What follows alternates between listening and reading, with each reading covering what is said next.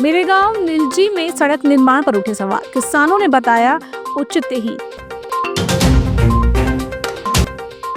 परसवाड़ा में 2 ट्रकों में मिला करीब 539 क्विंटल धान, जांच में जुटे अधिकारी। शासकीय स्कूल में बच्चों से सफाई कराने का आरोप, आपने की जांच की मांग। विकास के नाम पर सरकारी धन के दुरुपयोग की एक और तस्वीर ग्राम मेरे गांव और निलजी में सामने आई है। यहां आरईएस विभाग द्वारा लाखों रुपए की लागत से सड़कों का निर्माण कराया जा रहा है, लेकिन ग्रामीण और किसान इसे औचित्यहीन बता रहे हैं। ग्रामीणों का कहना है कि सरकार गांवों को मुख्य सड़कों से जोड़ने के दावे करती है, जबकि जमीनी हकीकत अलग है।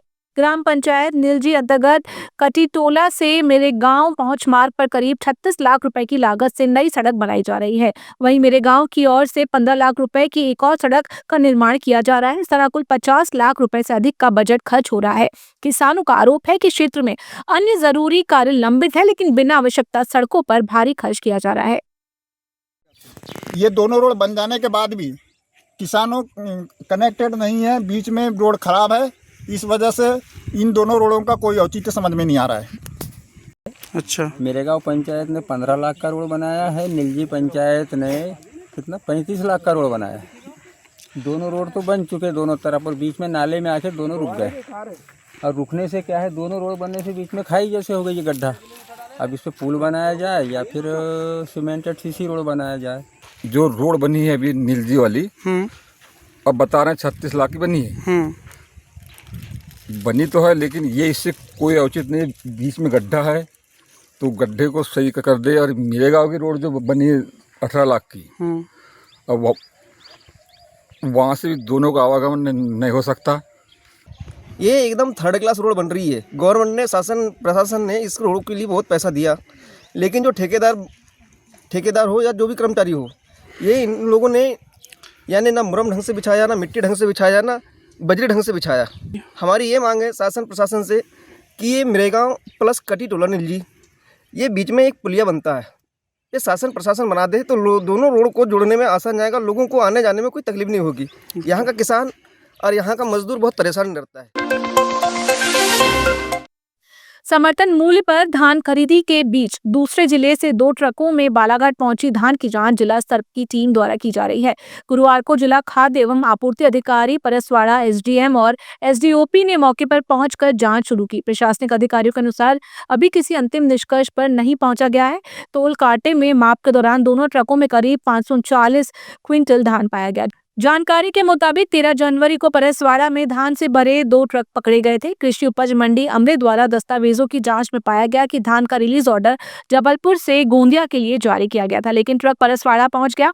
मामला संदिग्ध पाए जाने पर जिला स्तर पर टीम गठित की गई, जिससे गुरुवार से जांच प्रारंभ कर दी है।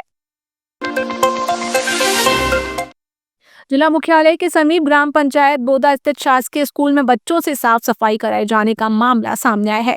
आम आदमी पार्टी ने इसका विरोध जताते हुए कलेक्टर से शिकायत कर निष्पक्ष जांच और दोषियों पर कार्रवाई की मांग की है।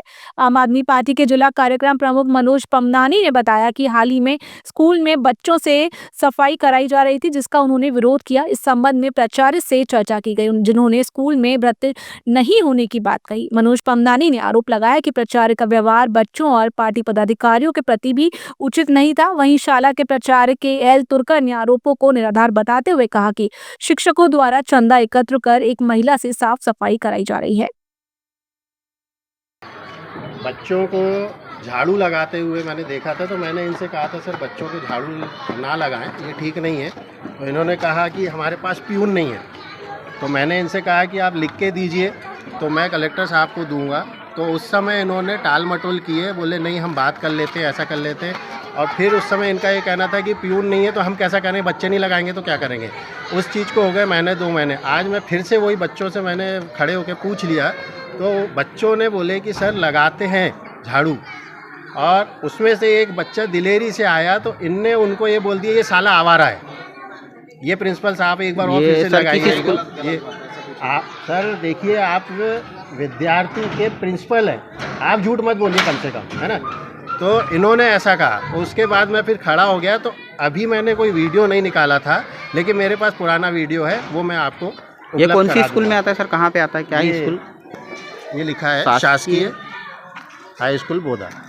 हमारे यहाँ जो है एक सावित्री बाई को हम महीने का पेमेंट करते हैं और वो झाड़ू लगाती है। एक बार इन्होंने निश्चित रूप से हमसे शिकायत की थी कि बच्चों के द्वारा झाड़ू लगाते हैं तो कक्षा में बच्चे अपने पुरानी परंपरा कई सालों से वृत्त नहीं होने से वो लगाते थे, पर जब इनने शिकायत किया कि हमने कलेक्टर महोदय को किसी को करेंगे तो हम लोग सब स्कूल के टीचर्स लोग चंदा करके और मैं स्वयं चंदा देता हूँ और सावित्री बाई से झाड़ू लगवाता हूँ मैं। अच्छा सर, इसके पहले बता रहे थे सर कि आपने मतलब आपको एक दो बार बताया गया है कि यहाँ नहीं, एक दो बार मैंने वही बताया ना कि एक ही बार इन्होंने एक बार बोला था कि ये झाड़ू लगा रहे हैं करके, तो मैंने कहा ठीक है हम अपनी व्यवस्था बना लेते हैं। तो हमने एक सावित्री बाई को रखे हैं और वो सावित्री बाई हमारा जो है प्रतिदिन का झाड़ू लगाती है। और उसको हम स्कूल के यहाँ छोटा स्कूल होने के कारण बच्चों का फंड नहीं होने के कारण हम लोग सब मिलके और थोड़ा मोड़ा फंड का करके उसको पैसा देते हैं और झाड़ू लगवाते हैं। बालाघाट में ग्राम बोधा आता है, वहाँ एक शासकीय हाई स्कूल है। उसमें एक महिला टीचर जो है वो बच्चों से झाड़ू लगा रही थी, वह उसका वीडियो लिया गया था। तो मैंने प्रिंसिपल साहब को कंप्लेन की थी। प्रिंसिपल साहब को कंप्लेन की थी तो उन्होंने कहा था कि हमारे पास प्यून है नहीं, प्यून रखने की व्यवस्था नहीं है, वह प्यून का खर्चा हमारे पास उपलब्ध नहीं होता, तो हम कभी कभी करवा लेते हैं, लेकिन हम आज के बाद नहीं कराएंगे, ये बोल के उन्होंने उस समय टाल दिया था। तो मैंने भी बात रख ली थी कि चलो होता है। लेकिन परसों 13/1/2026 को कुछ बच्चों से मैंने वहाँ पूछा कि बेटा आप लोगों को झाड़ू तो नहीं लगाई जाती, तो उन्होंने कहा कि अंकल आपके जाने के बाद हमको डांट पड़ी थी। तो मैंने बोला प्रिंसिपल साहब हैं, तो उन्होंने बोला हाँ बोला, और 2-3 बच्चे साथ में भी चले। जब मैं प्रिंसिपल साहब के पास गया तो उनसे मैंने बात रखी तो उन्होंने सीधे सीधे बच्चे को यह आवारा है साला करके भाषा का उपयोग करके उनको फटकार लगाई। तो मैंने फिर उनसे सवाल जवाब किया। उसी के सिलसिले में कलेक्टर महोदय जो कार्रवाई करने के लिए ज्ञापन दिया गया है। भांडावाई तालाब में वन विभाग द्वारा पर्यावरण संरक्षण एवं वन्य जीवन के प्रति जन जागरूकता बढ़ाने के उद्देश्य से अनुभूति कार्यक्रम का आयोजन किया गया है। इस विशेष कार्यक्रम में स्कूली बच्चों और युवाओं को प्रकृति के अत्यंत निकट लाकर एक अविस्मरणीय अनुभव प्रदान किया। विभिन्न विद्यालयों के छात्र छात्राओं व शिक्षकों को वन विभाग के अधिकारियों व कर्मचारियों ने वनों की जैव विविधता, औषधीय पौधों और वन्य प्राणियों जैसे शेर, तेंदुआ और हिरण की जानकारी दी। कार्यक्रम के दौरान वन संरक्षण और स्वच्छ पर्यावरण के लिए सामूहिक संकल्प लिया गया। इस अवसर पर डीएफओ रेशम सिंह दुर्वे, एसडीओ तरुण डेरिया, रेंजर शिवमपुरी गोस्वामी सहित अन्य जनप्रतिनिधि व वन कर्मी उपस्थित रहे। उत्तर सामान्य वन मंडल बालाघाट के अंतर्गत परिक्षेत्र दक्षिण लामता सामान्य में यहाँ अनुभूति का कार्यक्रम भांडवाई तालाब में रखा गया है, जिसमें प्राथमिक शाला, माध्यमिक शाला के बच्चे भालेवाड़ा, नेवरगांव, चरेगांव, मोरिया, इन सब स्कूलों के बच्चे आए यहाँ पे। आपको इस तरह से प्रशिक्षित करने का प्रयास करते हैं कि आप जाएं घर में अपने मित्रों के साथ, अपने परिवार के साथ, अपने रिश्तेदारों के साथ, तो हमारे वनों की, वन्य प्राणियों की महत्ता के बारे में लोगों को बताएं, जागरूक करें। और अगर कोई शिकार करता है या अवैध कटाई करता है तो उसकी जानकारी हमें दें, ताकि हमारा संवर्धन और संरक्षण का कार्यक्रम अच्छे से संपन्न हो सके। अनुभूति कार्यक्रम का मुख्य उद्देश्य पर्यावरण और वनों का संरक्षण के प्रति उनकी जागरूकता पैदा करना और प्रकृति के बीच में उनको लाके यहाँ का अनुभव, पेड़ पौधों का अनुभव और प्रकृति का अनुभव महसूस कराना, इसी को अनुभूति शब्द से परिभाषित किया हुआ है। ये प्रत्येक वर्ष यह कार्यक्रम मध्य प्रदेश इको पर्यटन विकास बोर्ड एवं वन विभाग के द्वारा प्रत्येक रेंज में दो कार्यक्रम प्रत्येक वर्ष कराए जाते हैं। इससे सभी स्कूलों के जो आसपास के विद्यार्थी हैं उनको जागरूकता कार्यक्रम से जोड़ा जाता है और वन विभाग का परिचय एवं पर्यावरण के प्रति जागरूक कराने का अभियान किया जाता है। अनुभूति कार्यक्रम मुख्यतया वनों, पर्यावरण और वन्य जीवों के संरक्षण के लिए प्राकृतिक अनुभव बच्चों को कराना, ये मुख्य उद्देश्य इस कार्यक्रम का है।